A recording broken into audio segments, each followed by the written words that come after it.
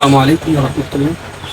আলহামদুলিল্লাহ, আজকে আমরা আমাদের এই খামারের ফ্রিজের পাখিগুলোকে বিক্রি করে দেওয়ার জন্য আমরা এগুলো এখন বিক্রি করে দিয়েছি। তো এই দেখতেছেন, এগুলো হচ্ছে আমাদের রিজেট পাখি। তো এগুলো ডিম করা শেষ হয়ে গেছে, এখন আমরা এগুলোকে বিক্রি করবো। তো আপনাদের যাদের লাগবে আপনারা স্ক্রিনে দেওয়া নাম্বারে আমাদের কাছ থেকে নিতে পারবেন।